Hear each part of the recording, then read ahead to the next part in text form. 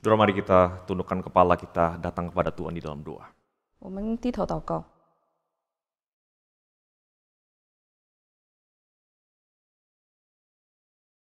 Benar ya Tuhan, hanya Engkau saja yang sanggup untuk memuaskan setiap kami. 主啊，真的是只有你能够满足我们每一个人。 Engkaulah sumber sukacita kami yang sejati. 你是我们永远的喜乐源泉。 Maka malam hari ini ya Tuhan, kami kembali datang kepadamu. 所以在今晚，我们重新回到你的面前。 Kami yang haus dan kelelahan ini, 我们这个疲惫的人， kami yang mungkin sudah kehilangan semangat, kehilangan sukacita. 也许我们已经失去了盼望。 Dan kami percaya ya Tuhan, kehadiran-Mu di tengah-tengah kami dan firman-Mu itulah yang akan memberikan kepada kami kekuatan dan kelegaan. 我们也相信你的话语会给我们力量，添加力量。 Dan kami berdoa, kami mohon ya Tuhan, biarlah ketika kami membaca dan merenungkan firman-Mu, Allah Roh Kudus bekerja di tengah-tengah kami. 我们也向你祈求，当我们阅读你的话语的时候，就让圣灵在我们心中动工， Menolong kami untuk mendengar apa yang Tuhan ingin sampaikan. 帮助我们能够听到你想要对我们说的话， Menggerakkan kami supaya kami boleh menghidupi apa yang ingin Tuhan sampaikan. 推动我们，使我们可以把你想要让我们行出来的事情都可以行出来。 Berbicaralah ya Tuhan, karena kami anak-anak-Mu telah siap untuk mendengarkan. 主，求你对你的子女们说话， Dalam nama Tuhan Yesus kami berdoa. 奉靠主耶稣基督的名祷告， Amin. 阿门。 Selamat malam Bapak Ibu Saudara sekalian dikasih dalam Tuhan. 主内的弟兄姊妹，晚上好。 Saudara, mari kita membuka Alkitab kita dari Injil Lukas pasal yang ke-10. 我们一起来打开我们的圣经，打开那个路加福音第10章。 Lukas pasal yang ke-10, pada malam hari ini kita akan merenungkan ayat yang ke-25 sampai dengan ayat yang ke-37. 我们今天要思想的话语是从路加福音10章25到37节。 Demikian bunyi firman Tuhan. Pada suatu kali berdirilah seorang ahli Taurat untuk mencoba Yesus. Katanya, "Guru, apa yang harus kuperbuat untuk memperoleh hidup yang kekal?" Jawab Yesus kepadanya, "Apa yang tertulis dalam hukum Taurat? Apa yang kau baca di sana?" Jawab orang itu, "Kasihilah Tuhan Allahmu dengan segenap hatimu dan dengan segenap jiwamu dan dengan segenap kekuatanmu dan dengan segenap akal budimu dan kasihilah sesamamu manusia seperti dirimu sendiri." Kata Yesus kepadanya, "Jawabmu itu benar, perbuatlah demikian maka engkau akan hidup." Tetapi untuk membenarkan dirinya, orang itu berkata kepada Yesus, "Dan siapakah sesamaku manusia?" Jawab Yesus, "Adalah seorang yang turun dari Yerusalem ke Yeriko. Ia jatuh ke tangan penyamun-penyamun yang bukan saja merampoknya habis-habisan, tetapi yang juga memukulnya dan yang sesudah itu pergi meninggalkannya setengah mati. Kebetulan ada seorang imam turun melalui jalan itu. Ia melihat orang itu, tetapi ia melewatinya dari seberang jalan. Demikian juga seorang Lewi datang ke tempat itu. Ketika ia melihat orang itu, ia melewatinya dari seberang jalan. Lalu datang seorang Samaria yang sedang dalam perjalanan ke tempat itu. Dan ketika ia melihat orang itu, tergeraklah hatinya oleh belas kasihan. Ia pergi kepadanya lalu membalut luka-lukanya, sesudah ia menyiraminya dengan minyak dan anggur. Kemudian ia menaikkan orang itu ke atas keledai tunggangannya sendiri, lalu membawanya ke tempat penginapan dan merawatnya. Keesokan harinya ia menyerahkan 2 dinar kepada pemilik penginapan itu, katanya, "Rawatlah dia, dan jika kau belanjakan lebih dari ini, aku akan menggantinya waktu aku kembali." Siapakah di antara ketiga orang ini menurut pendapatmu adalah sesama manusia dari orang yang jatuh ke tangan penyamun itu? Jawab orang itu, "Orang yang telah menunjukkan belas kasihan kepadanya." Kata Yesus kepadanya, "Pergilah dan perbuatlah demikian." 有一个律法师起来试探耶稣说：“夫子，我该做什么才可以承受永生？”耶稣对他说：“律法上写的是什么？你念的是怎样呢？”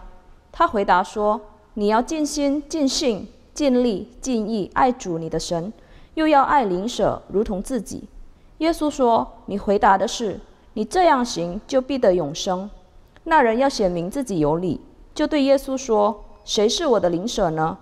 耶稣回答说：“有一个人从耶路撒冷下耶利哥去，落在强盗手中，他们剥去他的衣裳，把他打个半死，就丢下他走了。偶然有一个祭司从这条路下来，看见他，就从那里过去了。又有一个利未人来到这地方，看见他，也照样从那边过去了。唯有一个撒玛利亚人行路来到那里，看见他，动了慈心，上前用油和酒倒在他的伤处，包裹好了，扶他骑上自己的牲口，带到店里去照应他。第二天拿出2钱银子来，交给店主说：“你且照应他，此外所费用的，我回来必还你。”你想这3个人哪一个是落在强盗手中的邻舍呢？他说是怜悯他的。耶稣说：“你去照样行吧。” Saudara sekalian, teks firman Tuhan pada malam hari ini adalah sebuah kisah yang sangat terkenal dan sangat inspiratif. 今晚的经文所描述的是一段非常著名而且非常鼓舞人心的故事。Bukan hanya anak-anak, tetapi orang dewasa pun tahu, bahkan mungkin ada yang hafal dengan kisah ini. 无论是大人还是小孩，都对这个故事都非常的熟悉。Bukan hanya orang Kristen, saudara sekalian, tapi mungkin orang yang bukan Kristen pun juga setuju bahwa kisah yang disebut dengan orang Samaria yang baik hati ini punya nilai moralitas yang begitu tinggi. 无论是否是基督徒，我觉得他们都会同意，在这个故事当中，撒玛利亚人他是具有很高的一个道德价值的。Dan menarik saudara sekalian, kalau saudara googling, saudara akan menemukan di halaman pertama di Google itu saudara sekalian, bahwa nama Good Samaritan atau orang Samaria yang baik hati ini sering dipakai untuk lembaga-lembaga atau tempat-tempat atau institusi, saudara. 有趣的是，当你在 Google 上搜索这个好撒玛利亚人的时候，在 Google 上的首页你会发现，它是用来一些机构或者是一些社会福利的一些机构的用它来做名字。Ada rumah sakit, saudara. 有医院。Saudara bayangkan misalnya rumah sakit orang Samaria yang baik hati. 就是它的这个医院的名字就叫好撒玛利亚人。Lalu kemudian ada lembaga yang menyediakan perawatan bagi kaum lansia. 还有一些是为老年人提供照料的那个机构。Klinik kesehatan. 健康诊所。Lembaga sosial. 社会机构。Saudara semua memakai nama Good Samaritan atau orang Samaria yang baik hati. 他们大部分都会采用这个名字，就是好撒玛利亚人。 Dan memang saudara sekalian, kita semua tahu bahwa orang Samaria yang baik hati di dalam Alkitab, saudara, memang adalah sebuah atau sesosok figur yang begitu ideal yang seringkali dijadikan teladan oleh banyak orang. 那我在圣经中这个所描述的好撒玛利亚人，确实是一个比较理想的人物，是成为很多人的一个榜样。 Tetapi saudara sekalian, yang seringkali luput dari perhatian kebanyakan orang mengenai kisah ini adalah apa yang kemudian memicu Tuhan Yesus kemudian menceritakan kisah atau perumpamaan ini. 但是很多人会忽略到的是什么触发耶稣去讲述这样的一个故事。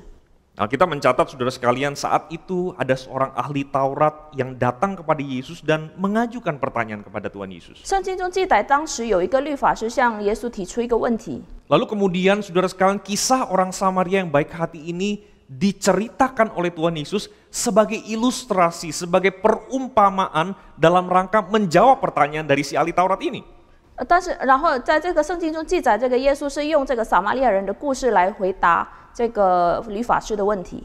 Tetapi menariknya saudara sekalian, jawaban Tuhan Yesus di sini saudara sekalian bukan hanya sekedar merespons pertanyaan dari si ahli Taurat. 但是有趣的是，主耶稣的回答并不只是去反映或者是回应这个律法师的问题。 Jawaban Tuhan Yesus melalui perumpamaan orang Samaria yang baik hati ini saudara sekalian juga mengekspos problem serius yang ada di dalam diri orang Samaria ini, orang ahli Taurat ini saudara sekalian, khususnya dalam hal mengasihi sesama.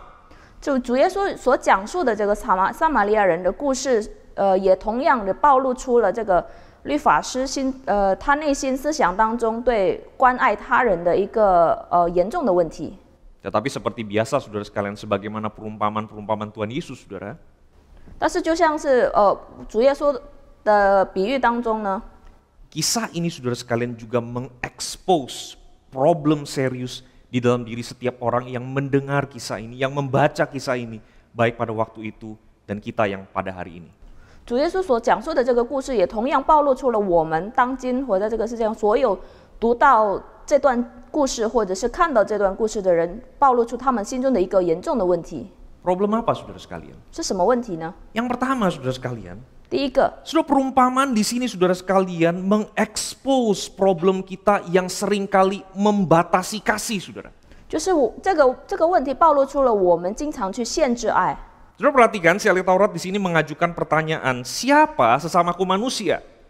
就是在这里，那个律法师提出一个问题：谁是我的邻舍呢？ Dan pertanyaan ini saudara sekalian didasari oleh perintah Tuhan yang seringkali disebut sebagai the great commandment atau hukum kasih saudara. 这个问题是基于这个上帝的一个诫命，就是一个通常被称为大诫命。 Dan memang saudara sekalian kita membaca dari firman Tuhan, Tuhan memerintahkan umatnya untuk mengasihi Tuhan dan juga mengasihi sesama.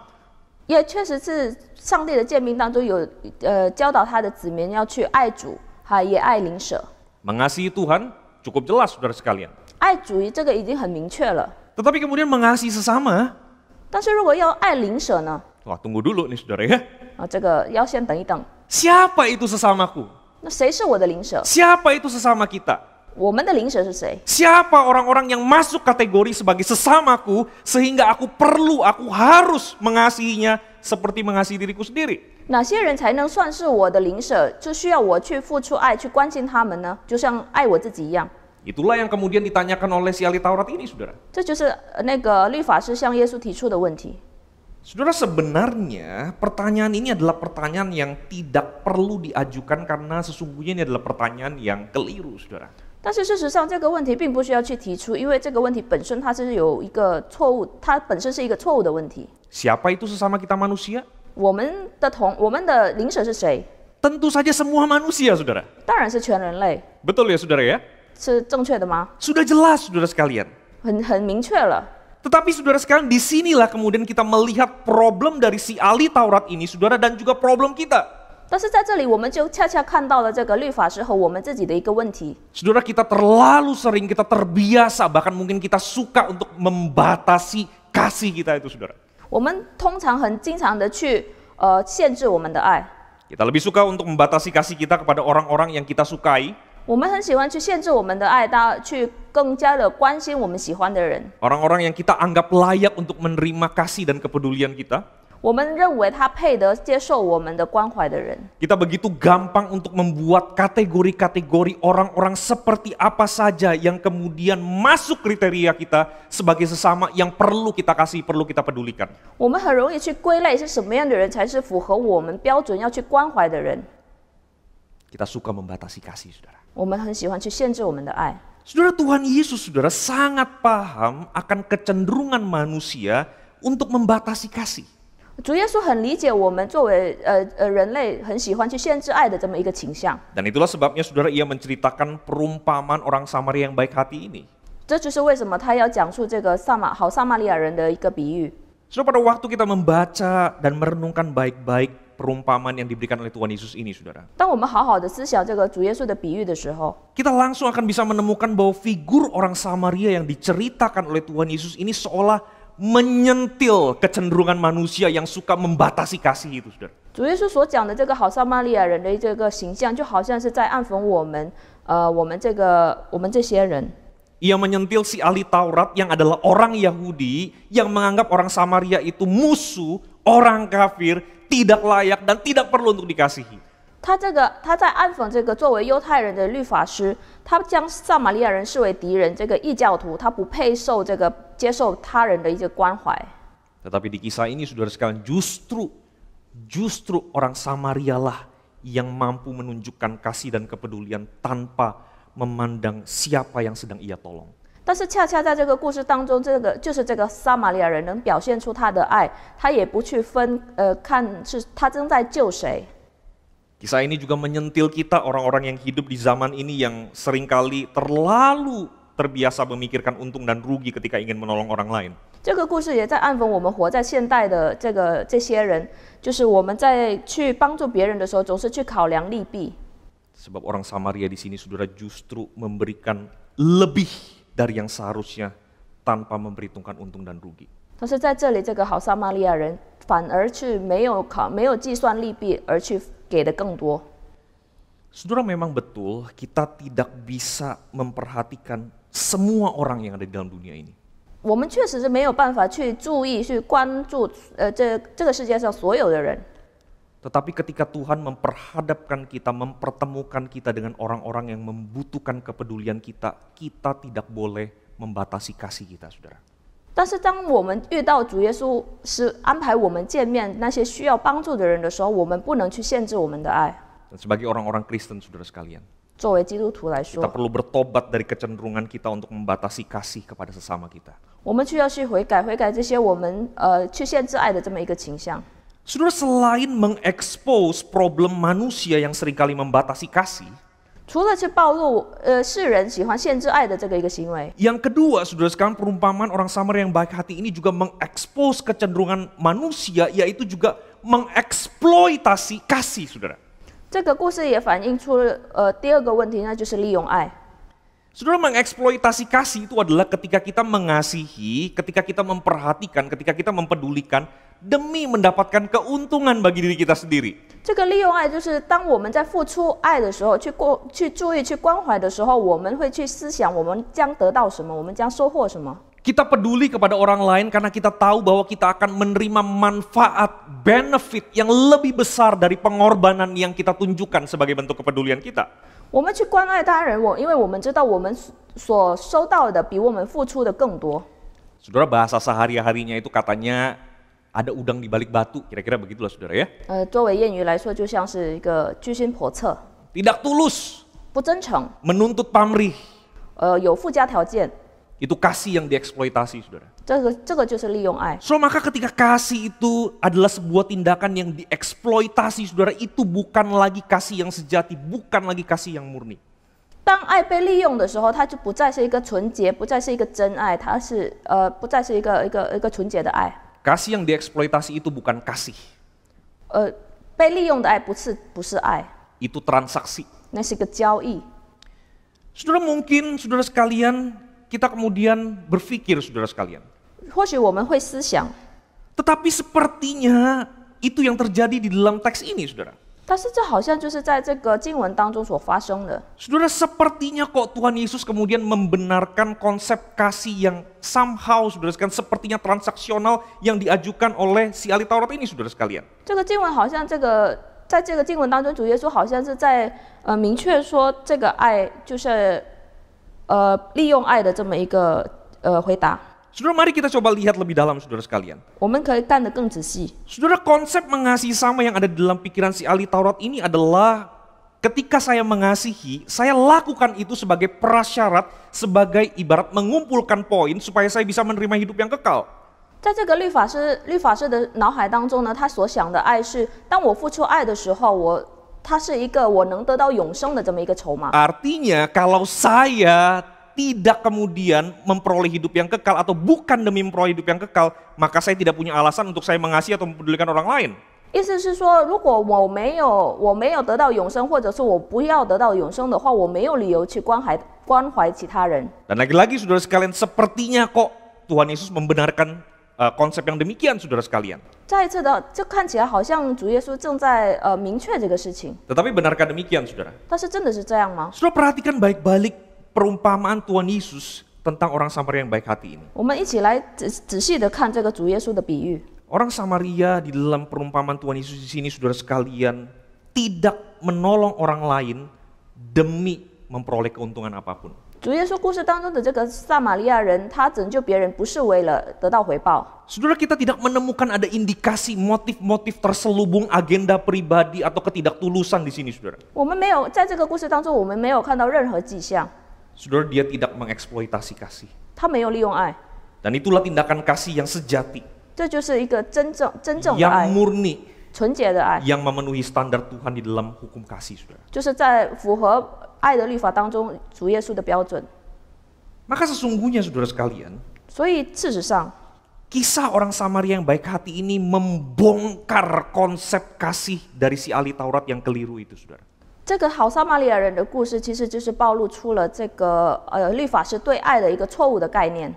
Dan kisah ini pun saudara membongkar saudara konsep kasih kita yang mungkin seringkali keliru juga saudara. 这个故事也暴露出我们对爱的一个错误的概念。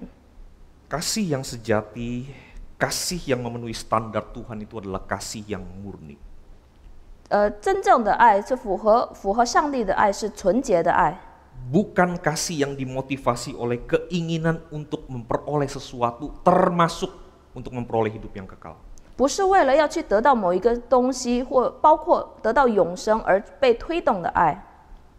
Betul saudara sekalian, kita tidak mampu untuk mengasihi semua orang di dalam dunia ini. 我们确实没有办法去关怀这世上的所有人， Tetapi setiap kali kita ada kesempatan untuk menunjukkan kasih, menunjukkan kepedulian kita saudara, kita tidak boleh mengeksploitasi kasih itu saudara demi keuntungan pribadi. 但是当我们每一次有机会去关怀其他人的时候，我们不能够利用这个爱去想要得到一些回报。 Dan kalau kita sudah pernah melakukannya saudara sekalian, 但是如果我们已经这样子去做了， mari kita bertobat saudara sekalian. 我们一起来悔改。 Saudara, kisah ini diakhiri dengan perkataan Tuhan Yesus yang berbunyi demikian, pergilah dan perbuatlah demikian. 这个故事的结尾是以上帝说的话来结束，就是你去照样行吧。 Sebuah perintah yang konkret, yang jelas, yang tegas. 一个具体的、清晰的和坚定的一个诫命。 Tapi yang kita tahu juga adalah sebuah perintah yang mustahil untuk dipraktekkan tanpa anugerah Tuhan. 但是也是一个没有上帝恩典是无法执行的一个诫命。 Sebuah perintah yang hanya mungkin dilakukan oleh orang-orang yang justru dengan rendah hati berkata kepada Tuhan, Tuhan aku tidak mampu. 一个也许是向上帝谦卑这样说，然后才能执行的一个诫命，就是上帝，我不能够。 Tuhan aku tidak mampu mengasihi seperti yang engkau inginkan. 主，我没办法就像你想要的那样去爱别人。 Tuhan aku berkali-kali gagal untuk menunjukkan kepedulianku kepada orang-orang di sekitarku. 上帝，我屡次失败去向其他人、去周围的人显出你的爱。 Tuhan aku mau bertobat. 上帝，我想要悔改。 Tuhan aku mohon belas kasihan. 上帝，我祈求你的怜悯。 Saudara, di minggu Prapaskah ini, 在这个大灾期期间， adakah kita orang-orang yang demikian? 我们当中有这样的人吗？ Orang-orang yang menyadari semua kelemahan kita di hadapan Tuhan. 清楚意识到我们在上帝面前清楚意识到自己的软弱， Orang-orang yang mau kembali bertobat dan minta ampun, minta belas kasihan Tuhan. 想要在上帝面前悔改认罪的人， Adakah kita orang-orang yang demikian? 我们当中有这样的人吗？ Mari kita tunduk kepala. 我们一起来祷告。 Saudara, mari kita mengambil waktu tenang di hadapan Tuhan. 我们在上帝面前静默片刻。 Kita sudah mendengar firman Tuhan. 我们已经聆听了上帝的话。 Apa yang Tuhan sampaikan kepada kita? 上帝对我们说了什么？ Dan apa yang ingin kita sampaikan kepada Tuhan sebagai respons? 那我们要如何回应上帝？ Sudah di dalam keheningan, kalau saudara mampu dan saudara mau, saudara bisa mengambil sikap berlutut. 在这样的一个时刻，如果你愿意并且能够的话，你可以跪下。 Dan mari kita bersama-sama merenungkan firman Tuhan. 我们一起来思想神的话。